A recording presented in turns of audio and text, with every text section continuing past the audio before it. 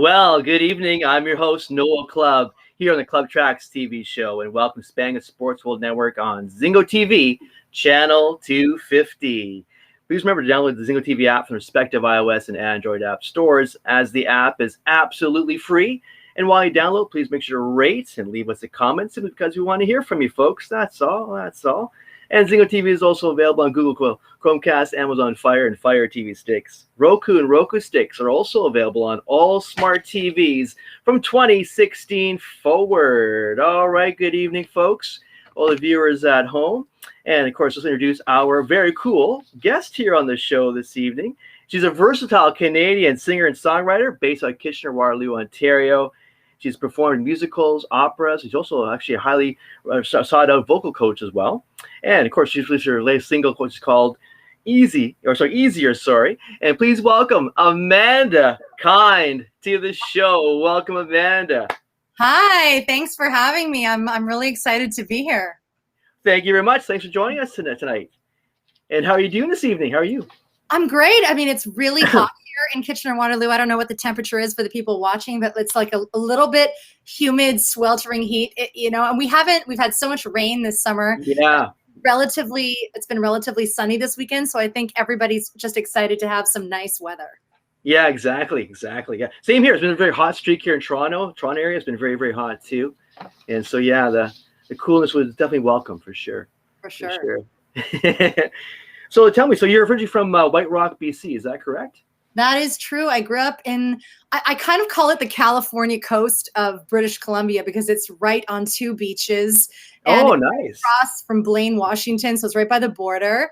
And I sort of got spoiled growing up because White Rock Beach is this gorgeous tourist beach with one of the longest piers in Canada.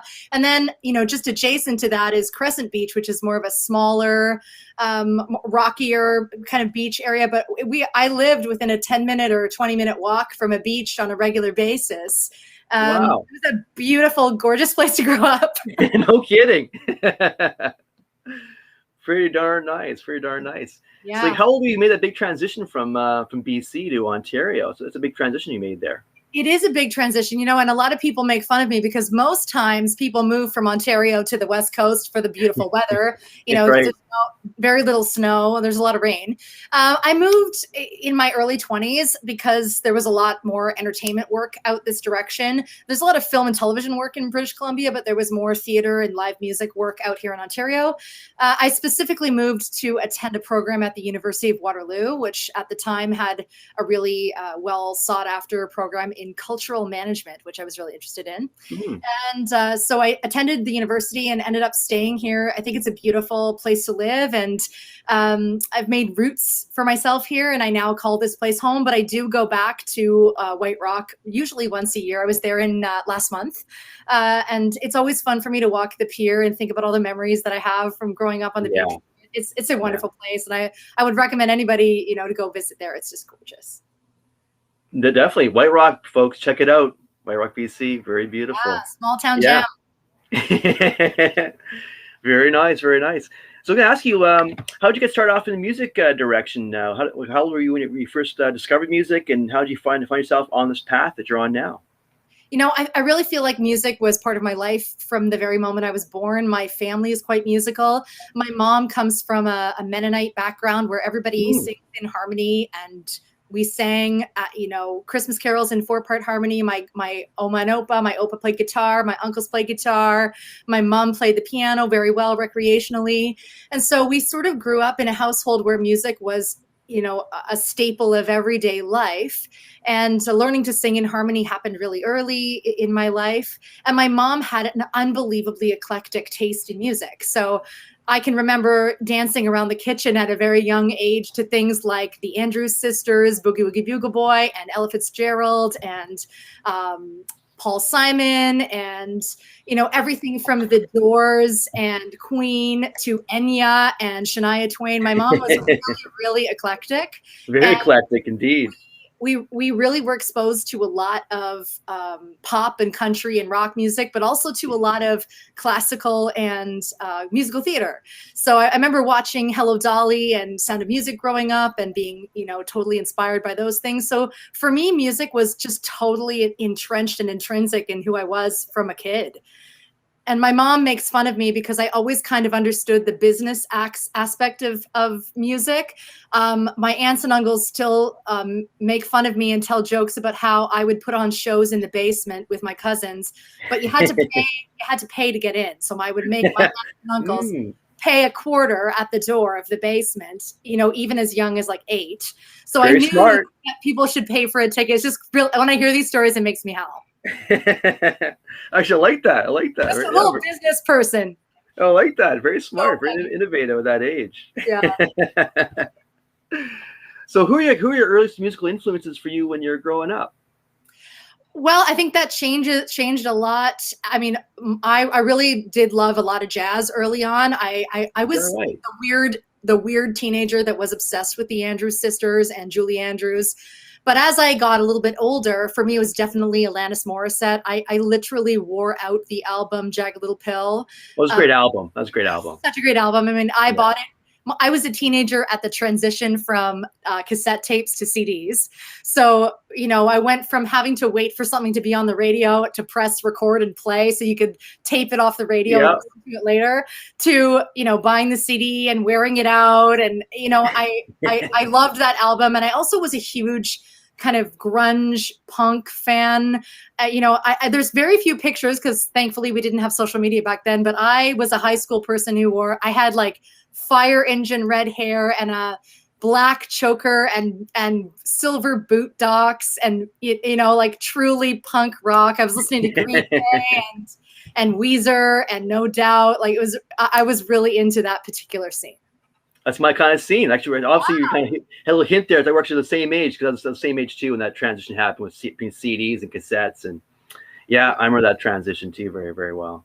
Yeah, I love that kind of music. And at the same time, I was also lying on my bed trying to mimic Mariah Carey riffs and, listening to the Spice Girls Wannabe. So there's a variety of things. I think one of the biggest things in my life has been that I've never really been obsessed with one particular genre. And that has challenged me as an artist because I get into these frames where I want to produce or create pop music, and then I want to create, more rock-based music or something that's a little more indie or folk. And so sometimes I have a hard time pigeonholing my genre because I just love to listen to so many different things.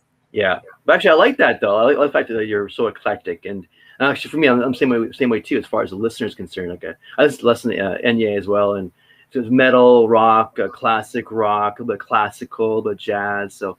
Yeah, actually, I like that. I like the fact that the artists. I'm seeing more of that these days too. I'm seeing more artists kind of exploring more genres within a song, within their album, and makes it way more interesting as a listener, I have to say. Well, we're living in a world too where the idea of gender is more fluid, and I think that's transitioning to everything else. Putting people into boxes and saying you're only this and you're only that is kind of an archaic way of looking at people. People are really layered and have different tastes, and they can like more than one thing at the same time, and they can be more than one thing at the same time.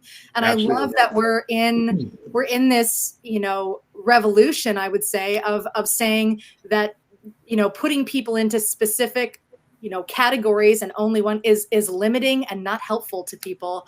And I'm enjoying the ability to just kind of create whatever feels cool to me at the time. Yeah, but that's right. That's really the right attitude you have there. Because I think people get kind of caught up in the marketing of the things where it's like you should see yourself in a small, box. But you're right. The truth is we're well more than just our physical selves. We're way more than all these things.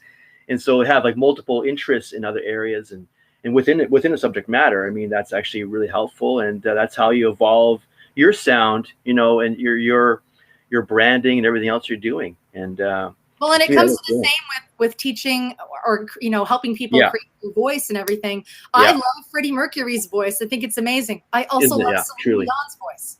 So, and they're completely different voices and they can do very Absolutely. different things, but they're both incredible artists. And to say that if I had to pick, one or the other, it'd be difficult for me to pick because they're great for different reasons. Correct. So being Correct. able to love certain songs or certain movies or certain artists for specific reasons and also love something else at the same time, I'm definitely down for lifting barriers and saying it's okay to be many things. Absolutely.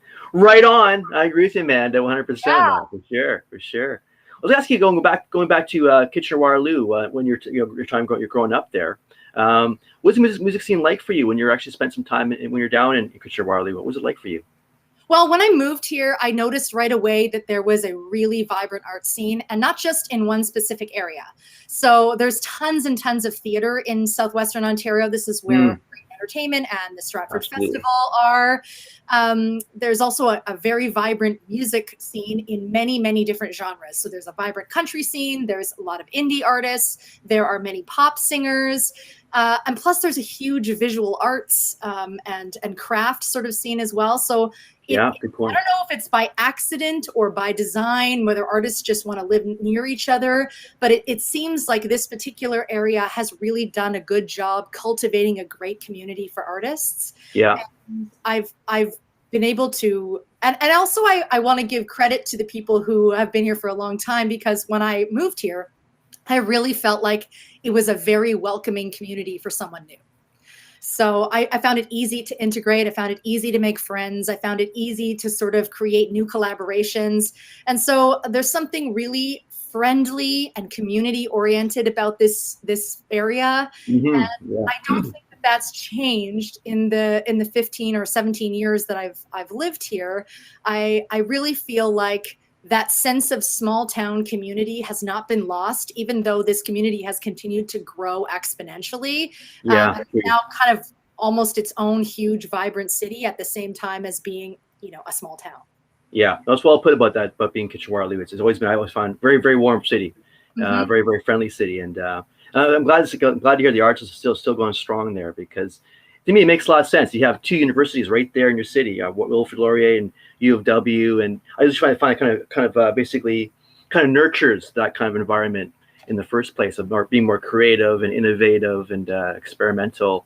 So well, the tech sector has also been built up here, right? So that's true. That's true too. Sector, which I think is really connected to creativity in all areas. And Conestoga College is here too. So there's really three secondary. Really three schools there. Yeah. That's right. And with the tech sector and also a number of insurance firms, there's a lot of big business here. That's right. Correct. And I think that just supports great creative landscape. Sure does. You got the financial aspect with the talent. So they come together and good things happen. Absolutely. I ask you, how'd you meet Eric Appler? Eric Appler, I've been following him on Twitter for probably is that right? 7 or 8 years. And so I've always been impressed with the way that he promotes artists and just is a wealth of knowledge about music. I would say everybody follow him on Twitter or Instagram. You will learn things about music history that you didn't know. And so when I started to put out new music, I knew that I needed someone who was going to be able to understand how to promote me. I don't think I have the same kind of artist story that many other people have. I'm a bit older, coming back after having a career 10 years ago. I took a long break, almost a decade, where I was mostly teaching. And so coming back and reintegrating into being an artist after a long time away is a bit of a different story. And I wanted someone who would be able to help me tell that story in a way that was sort of different and fresh and respect the fact that I took a really big leap coming back, trying to make a comeback sort of after sort of stepping away from music. And I didn't step away from music really on purpose. It's just that by accident, I began coaching other artists and it turned into this incredible business because I'm so committed to vocal pedagogy and helping people, with their voices. And all of a sudden I found myself in unbelievable demand, which was amazing. But it forced me to put all other music to the side because I was completely overwhelmed with nurturing other people. And I still love doing that, and I do it all the time. But the pandemic changed my routine in such a way that I all of a sudden was looking inward and saying, I miss being an artist. Can I go back? Is it too late for me? And I kind of had this 6 months of like, woe is me. I missed my shot. I'm never going to be able to build a career that I left. And then I kind of got to that strange apex where you're like, I don't care. I'm going to do it anyway. Right on. That's the attitude right there. It's never too late to go after what you want. And I have to start living. Like, I teach my students all the time to follow their creative energy and to embrace the uniqueness of their voice and to stop comparing themselves to other people and to create their own art and find their own audience. Yeah, no, right on. How can I teach that and then not do it? Yeah, well put. So I felt like I needed to follow my own advice, and it was terrifying. It still is. But I'm unbelievably lucky and shocked to find that, my first single came out about 6 weeks ago, and the response to it has been like nothing short of shocking. Is that right? No, that's great. Excellent. Really great. And it's so positive that we shot the music video for it last weekend. And, I'm lucky that at 41, I'm back reclaiming kind of my voice and writing and collaborating with other people in a way that I just never expected. And none of this would have happened if I had decided to play it safe. Exactly. Well, hit the nail on the head right there. And that's why I learned more too about life. You have to take chances and go after your dream, folks. Go after your dream there, folks. Yeah, don't let the people say this, all the naysayers out there. Just go after what you want to go to accomplish, because you actually surprise yourself out there. That's for sure. No matter how old you are. And a lot of people were kind of said to me, I had a perfect balance of people saying, I don't know, like nobody listens. Like, do people make debuts as artists at in their early 40s? And it's pretty rare. Also, I had a lot of friends say, forget it. You just do it. Yeah, and I'm lucky that I listened to the people who supported me, because there are so many amazing opportunities that have happened to me over the last year because I decided to take a leap. Yeah, exactly. More doors opening up for you. Some cool collaborations for sure. Well, it's good to hear. Right on. Mm-hmm. Okay, asking August is also your 10th anniversary of your first release of your debut album. So really, can you kind of share with us in kind of like a brief gist as far as the last 10 years of your career and how it's been like for you? Well, my album was called Hello Heartache, and it was like a pop rock, kind of a hybrid album. It even has songs that lean a little jazzy on it. Right. It came out in 2011, and it was really well received. And I had some amazing guests on it. Larry Larson, who is the lead trumpet player at the Kitchener-Waterloo Symphony, played on it on a feature. Very cool. And there was a particular song on it called Distant Memory, which was produced like kind of a power pop ballad. And at the time, a lot of people told me that it sounded like, with a bit of production changes, it could have been something country. And that always kind of stuck with me. And it wasn't the single that I led with. I led with a single called What Do You Want Me to Say, which was more of like a Kelly Clarkson-esque rock song, which was kind of the style that was popular at that time. Yeah. But over the years, when I look at the streams, that particular song, Distant Memory, has more streams than the entire album combined. Interesting. So that was like the song that stuck out to people, and people seem to want to listen to it. And so when I was thinking about approaching this 10th anniversary and knowing that I've been creating new music, I kind of wanted to honor what that experience was. And so I went back and I redid that song as a country track, and it comes out next Friday. And it's amazing because the producer that I worked with, Matt Cable, is an up-and-coming country producer. And he's only 22, which means he was 12 when the original song came out. But he has an incredible... No, that's young. Yeah. He has an incredible ear for country, and he's helped rework it and rearrange it. And it's like the song has completely new life. It's in a different key. It has a different arrangement. It's very country. It's kind of like a stripped back power country song. And so I'm excited for people to hear that, partially because a lot of people at the time told me that they would be excited to hear it as a country piece. And so they were totally right. So now I actually I wasn't fully on board at the time. Right, and right. Now that I've done it, I'm like, oh, wow, this is almost better as a country song. So that's exciting. But yeah, over the last 10 years, I've had the unbelievable fortune of working with hundreds and hundreds of young artists. So I started teaching in my late 20s. I got handed a voice studio from a kind of a well-known voice teacher named Fred Love. He was a Broadway star, and he taught here in town in Kitchener-Waterloo, and he had kind of a big studio, and he ended up accepting a job at a university in the States and moved there. And so when he left, he was my teacher, and he taught me how to teach, and then he handed his studio over to me. Wow. And so I kind of fell into this. I was really connected to him in my, during my career, and he really believed in me, and he really helped me become a great teacher and listen for the right things and develop the right tools. And over the course of 10 years, I did a lot of teacher training and learned how to help pop, rock, country, indie singers develop their best voice. And I've been lucky that I've almost never, I don't think I've ever had to market myself. I've been lucky to do it all on referral.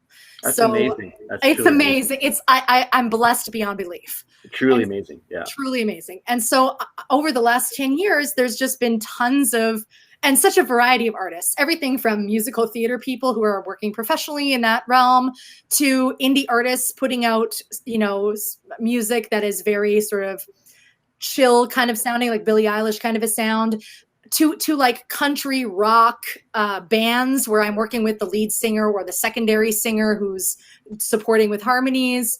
And COVID actually took my studio to the next level. It was the strangest thing I've ever heard, but I mostly taught in person before COVID.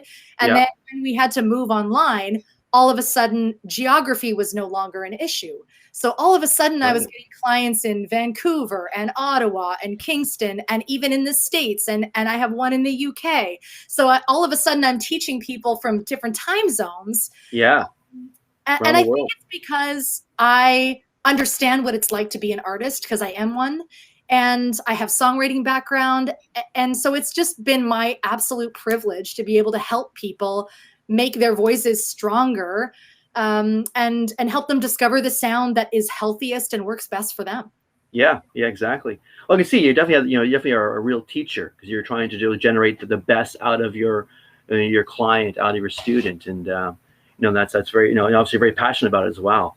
Super passionate about it. I'm also somebody who believes that voices should not and don't need to sound the same. Like, people need to embrace their own sound and discover the tools that work best for them to create their unique artist, brand.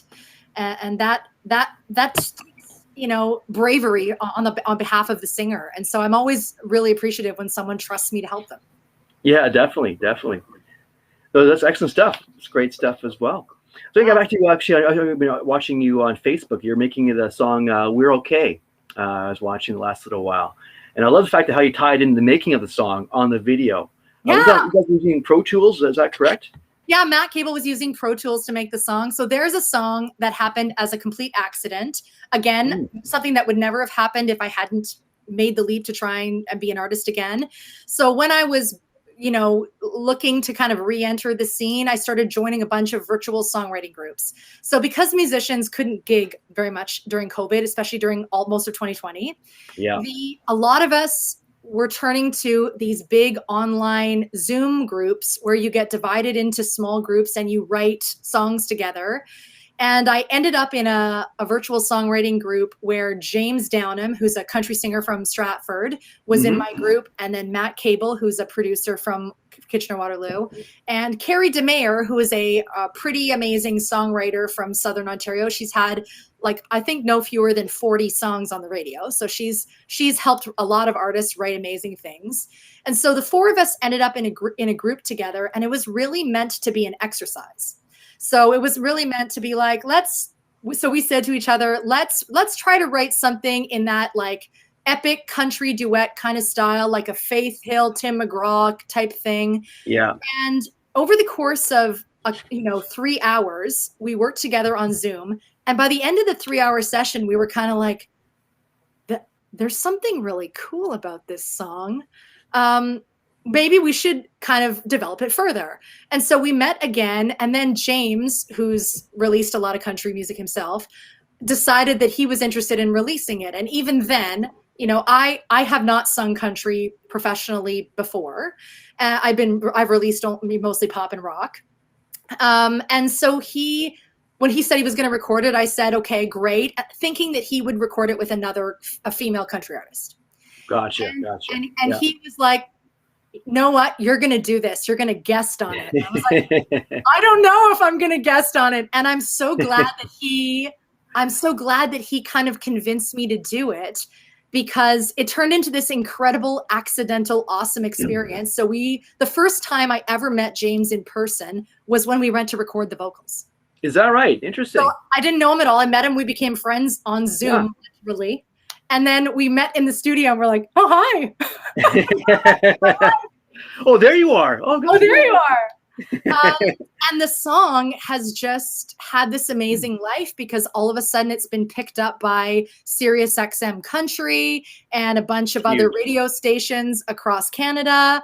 And before I knew it, all of a sudden last night, my cousin in Saskatchewan sent me a text with a photo. She's driving down a highway and all of a sudden the song comes on a radio station in Saskatchewan. So it's amazing to me that here I am. I have a pop single out that's doing pretty well on Spotify, that's got a music video in the works. And all of a sudden I have this country duet that's being played on the radio. Yeah. How did this happen? Exactly, right? Just out of nowhere. Out of nowhere. And all, I'm grateful, because it's all because of bravery, and I'm lucky that I listened to the little voice in my head that says, your inner voice. Exactly.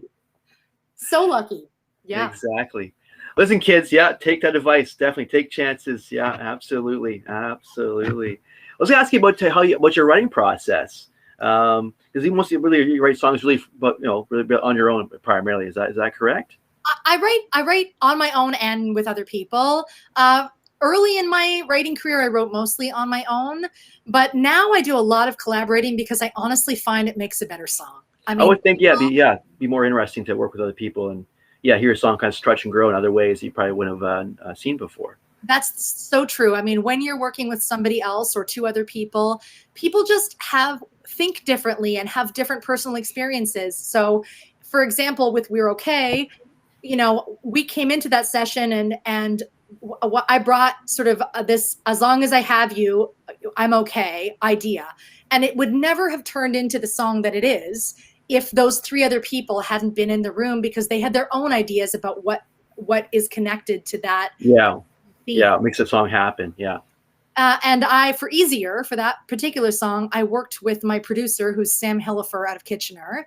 And he is somebody who I sort of specially selected to work with, because he, I've known him for a number of years, and I know that he's got a real depth of emotional intelligence, and he's a fan. I'm a huge fan of cognitive behavioral therapy, so CBT. And I knew that he also had experience in that. And I wanted someone who would be able to help me write a song about a particular situation in my life. So this song was very personal. That would have the emotional language to develop that idea, so that song would feel like a gut punch. And I hope that it accomplishes that for people. When I listened to it the first time we finished it, it really felt like cathartic, and that it had struck a chord. And I don't think that would have happened if I hadn't had Sam to bounce ideas off of. Gotcha. But I mean, like the content of the song, I mean, that's a subject matter that a lot of people can relate to, obviously, and can identify with, obviously. So, I can see definitely a high level of appeal with that song, even just from a subject matter point of view. It's very relatable. Yeah, the idea of it, asking the question, does it get easier when you're going through something hard? it took us a while to get to that question, but it seems to be something that universally lands for everybody, no matter what type of hard time they're going through. Yeah, exactly. When you're in the worst part of it, you just keep thinking, when will it get easier for me? Because this part is awful.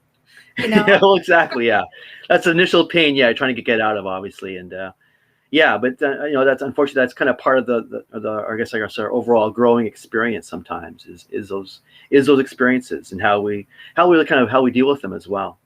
Yeah, it's part of the grieving process, and that particular song is a lot to do with grief. And grief, exactly. That particular song, it's about how you grieve someone who leaves your life, but who's still out there in the world. Yeah.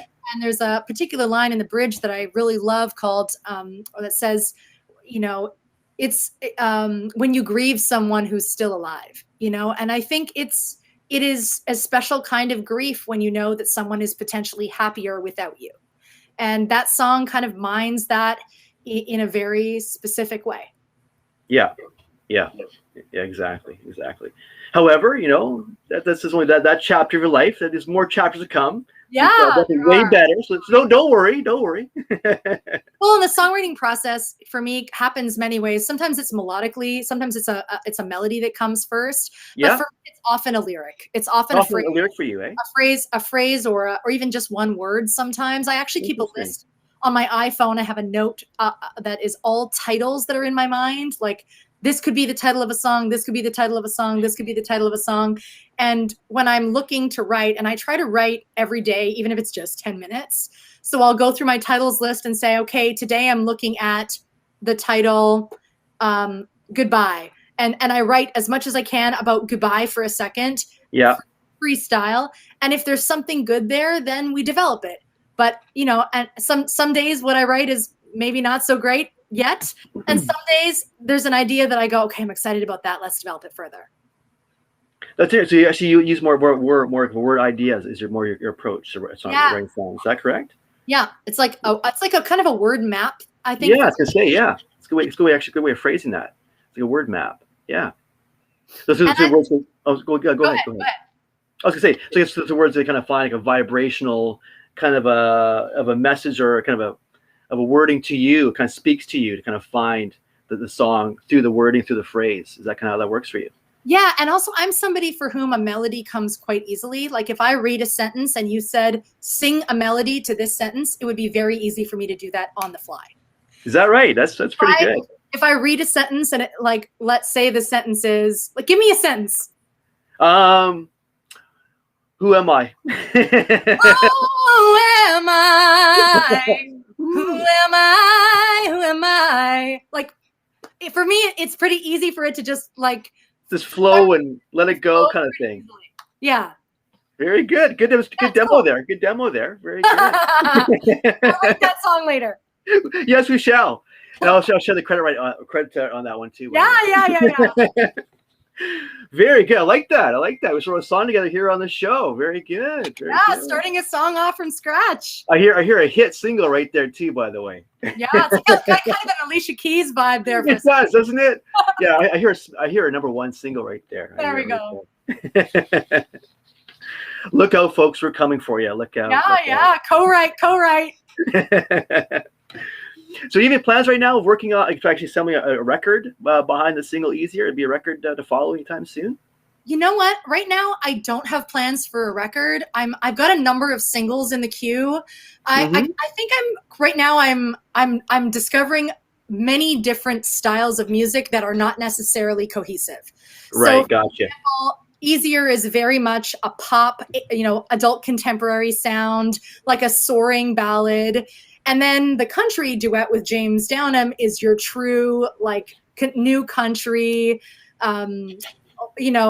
soaring kind of a duet sound. And then the song that's coming next Friday is another country song. And then in September, I have this pop track coming that is more like almost EDM pop, Lady Gaga meets Robin, kind of a up-tempo club kind of a sound, which sounds ridiculous when I say it, but I am a huge Robin fan. For those who know who Robin is, yeah, I know Robin is. Incredible singer. I love her. So it's got that kind of a vibe.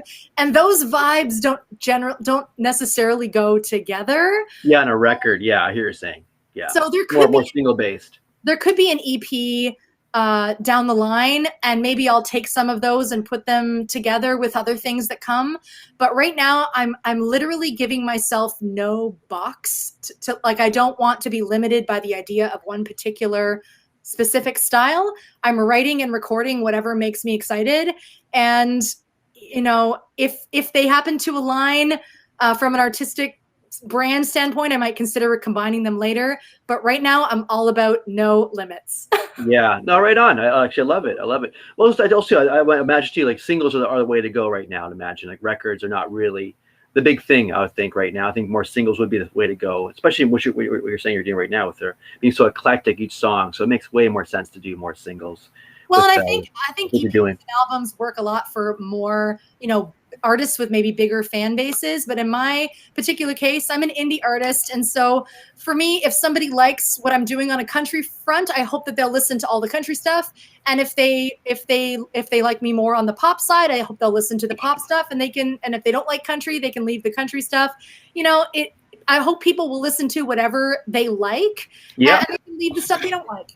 Yeah. Yeah. No, it's true. It's true. They'll grab to what they like eventually, for sure. Mm-hmm. For sure.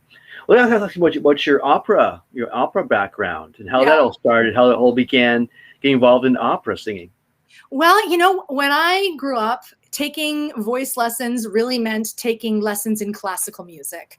It's only in the last, I would say, 10 years that voice teaching has evolved to where you can take lessons in contemporary commercial music. So we call that CCM in the voice teaching world.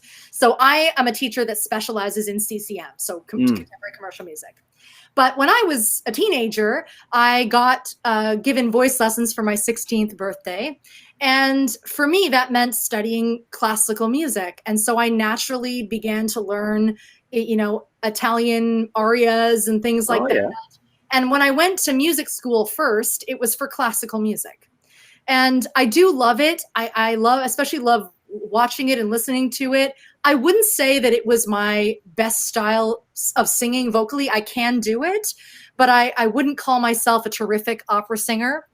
But I love it, and I'm grateful that I studied it because there are many hallmarks of the classical style that have helped me in other styles.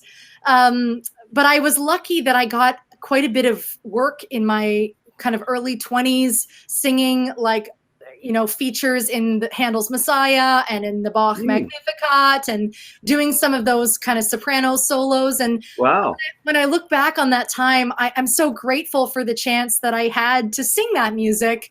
A, because I now have such an appreciation for it. Absolutely. And B, because I think it taught me some amazing technical things.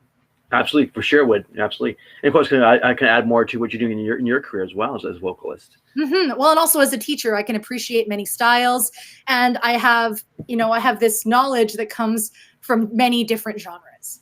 Yeah, exactly. So you have anything planned for right now for online performances, online shows next little while? I don't have any online shows planned, but I'm currently booking some in-person gigs and things because music is starting to open up in person here in my area in Kitchener-Waterloo. Yeah, that's right.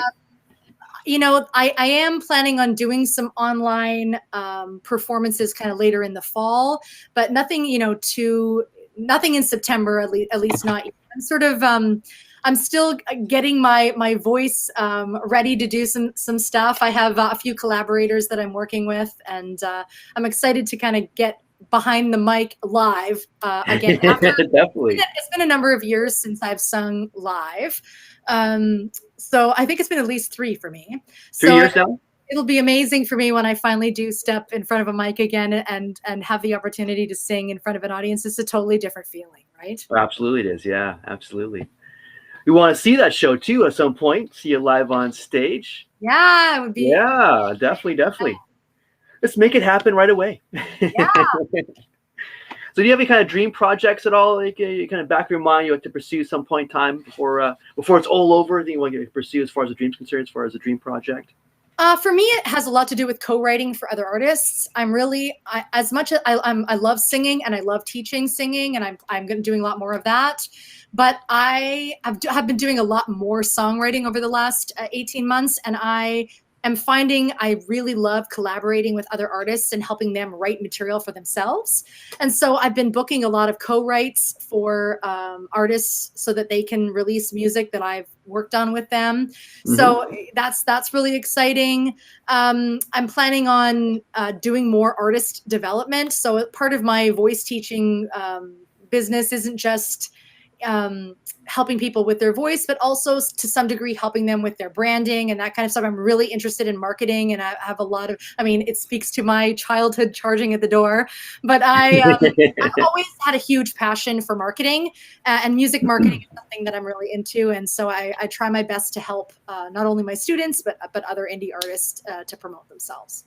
No, that's a great service you have there, because you're offering, say, not just the vocal part, but also the business part of it all, which is, you're right, that's also equally very important to have that aspect as well.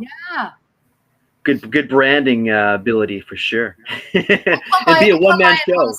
I come by it honestly. My parents are both pretty, I would say they're pretty good at selling themselves and promoting things. In fact, my dad has done a lot of sales in his life. And speaking of the opera stories, I'll tell you something that'll make you howl. My dad is a huge Star Trek fan, and Star Trek would always come on at 7 o'clock on the weeknights. And if I was mad at him, I would practice opera at the top of my lungs right as soon as just enough to drive him crazy. Get your point across. Yeah, just so funny. We still laugh about that. Right on. Take it, Dad. There yeah. Exactly, yeah. Let me just wail over top of Star Trek so you can. Yeah, exact. Sing over. We're Spock and company. Absolutely. Yeah. Right on. Right on. Well, actually, some quick questions for you. Questions here for you. But some random stuff. Some random questions. Quick questions. Quick answers. So I'll fire away here at you. So my first set of questions is simply this: Beatles or Stones? Who would you prefer, Beatles or Stones? Beatles. Beatles, right on. Good answer. Good answer. Musicals or operas? Ooh. Oh, musicals for sure. Oh, right on. Right on. Very good. Old musical theater fan over here. Right on. Right on. Theater geek, in fact. Country or pop? Ooh, that's really hard. That's a tough one. I'm obsessed with new country, and I've been listening to a lot of that. But I think if it came down to it, I'm probably a pop girl at heart. Pop girl at heart. Very good. Yeah. Right on. Right on. How about this one at you? Aretha Franklin or Whitney Houston? Oh, I can't pick. That's a tough one. I am a Whitney fanatic. Like Whitney is so good. When you listen to old Whitney recordings, it is mind blowing, the level of technical, ability and the emotional depth. But then you listen to Aretha, and there is nobody. That's the queen. She's the queen, absolutely. I can't pick because they're both amazing in their own way. No problem. But yeah, that's actually, I love them both myself too. Love them both, yeah. Yeah, just absolutely amazing talents, absolutely. Next one for you: British Columbia or Ontario? You know what? I hate to say it. I love my hometown, but I love Ontario. You do? Oh, very good. I consider Ontario my home now. Yeah. Oh, right on. Right on. I was actually born in Manitoba, but I was raised in Ontario, and then I still look at Ontario. I was born in Manitoba. I still got Ontario as being my real home, actually. Yeah. And Ontario is so beautiful. It really is. It's just the landscape is absolutely gorgeous. It really Except is. for the snow, which I could do without because I'm That's a West Coast girl in that regard. Every time I get 2 feet of snow, I actually go, why do I live here? Why? Yeah, no, I hear you. Especially as we get older, I find I hate winter more and more and more with each passing year. It's just thanks. I want it on Christmas Eve and Christmas Day. Yeah. And the rest of the time it can go. And then be gone with it at that point in time. Yeah. Bye, Frosty. Bye. Right on. Exactly. That's my point too. Yeah. Snow for a couple of days, right? Christmas, and that's good enough for us. Right on. Right on. All right, next one for you. Next one. Kitchener or Waterloo? What? Well, that's easy. I live in Waterloo, so Waterloo all the way. Waterloo it is? Okay. I'm all about the Waterloo. Yeah, Waterloo is is beautiful. It's a great area. I love my neighbors. You know, I think Kitchener-Waterloo really functions as one city, but if I have to pick one side, it's Waterloo. Yeah. Yeah, the two Twin Cities are, I mean, you never know when you leave one city when you get to the other city. You have no idea when you're leaving that invisible line. It really is invisible, yeah. Yeah, it really is an invisible line for sure. I used to live there, say, about 25 odd years ago, and I used to live in both cities, both Kitchener and Waterloo. But I always found Waterloo a little bit more prettier. Just my own general, my own kind of a perspective on it. I think Kitchener has done a lot of aesthetic improvements, and it has it's built up a lot, you know, from a tech sector standpoint. There's some really cool things going on in Kitchener, but I also think Uptown Waterloo is just a beautiful place with like some great pubs and cool lighting and a great little park. Just they both have great stuff. Absolutely, yeah. You're right. Actually, downtown Waterloo is so happening. It's always been a hot little happening spot. Really. And I'm glad to hear it's still the same way. Oh yeah, you can't get a table on a Saturday night in Uptown. Oh, very good, very good. Yes, it was obviously very live and well and doing awesome, excellent.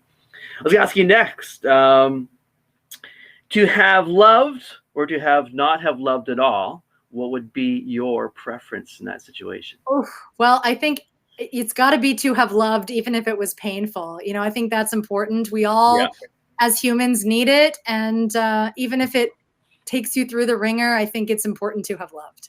Agreed. I think the experience itself is, regardless of what happens, actually is quite important. I think it really is. Best album ever, in your opinion? Oof. There's a couple, I would say. I mean, we talked about Jagged Little Pill. I love Jagged Little Pill. I'm also a huge fan of The Miseducation of Lauryn Hill. Oh, that's a great one. I thought it was a fantastic record. Every song on that album it is just a beast of a song. Like just I guess I'm a 90s fanatic because what comes to mind for me is the Dookie Green Day album. Oh, is that right? Eh? Well, that's a great record too. And then I love that album. Punk rock genre. That was a great record too.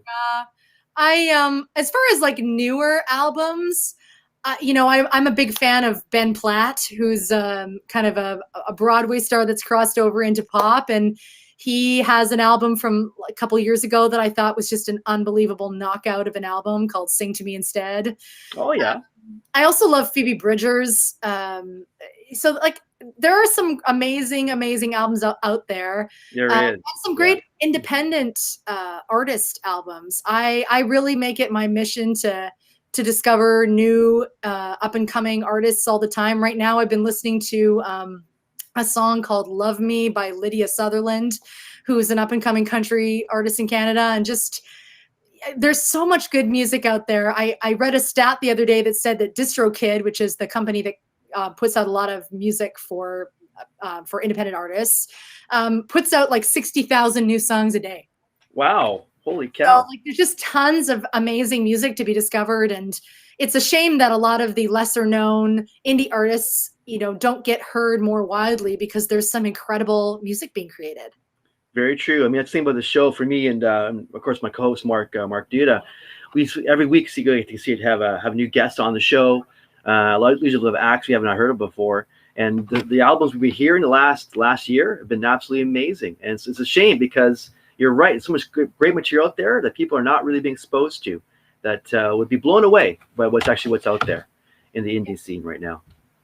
It's blown away. Yeah, it's incredible. There's some great, obviously, big star albums. I mean, I love the new Justin Bieber album a lot. I think it's a great pop album, but I also love a lot of the new indie stuff. Me too. I have to say, and I've heard a lot of new indie stuff last year, especially, and I'm really impressed. Mm-hmm. It's actually blown away. I think a lot of records from bigger acts that people kind of expect way more from. These indie acts, I find, appreciation better albums than the bigger acts these days. And anyway, It's not being heard, it's not being exposed. It's a real shame. It's a real shame because you're right. There's so much great talent out there, especially in Southern Ontario. There's so much great acts. So many. Well, next one here for you. What would be your favorite movie ever? That's pretty easy for me. I'm a sucker for When Harry Met Sally. Oh, is that right?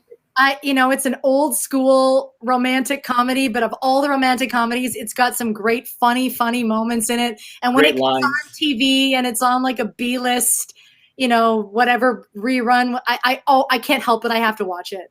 Yeah, right on. Yeah, and there's some great lines too in that movie as well. It's Yeah. great movie. I'll have what she's having. Like, who doesn't love that moment in that movie?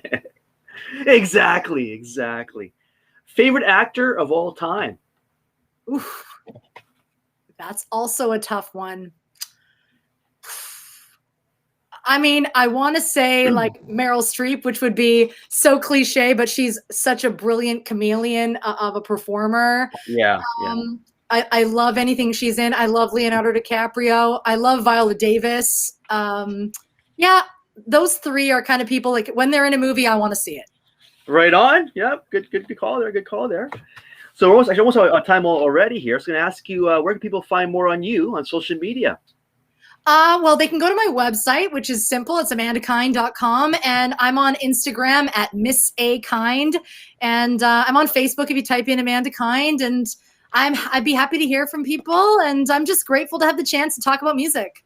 Right on. Well, hey, Amanda, thanks for coming on the show tonight. It was a real pleasure meeting you and having you on the show with us. Excellent time with you. So, we'll stay in touch and have you back on the show again sometime, hopefully real soon again. And awesome. In the meantime, good luck with the new single. And, thank you. Yes, the music video is coming soon, featuring an amazing dancer, Christine Watson. So she's an incredible modern dancer, and I think people are going to just love her work. Excellent. Well, thanks again, Amanda. Thanks for joining us on the show here tonight, and we'll see you guys real soon. And thanks, folks, for watching this show. Remember, Zingo TV, watch it, check it out for all the news. Watch it, hear it, read it, download it, and live it, love it, folks. We'll see you guys, folks, real soon. Thank you. All the best. Thanks for watching. Bye. Take care, everyone. Bye-bye, Amanda.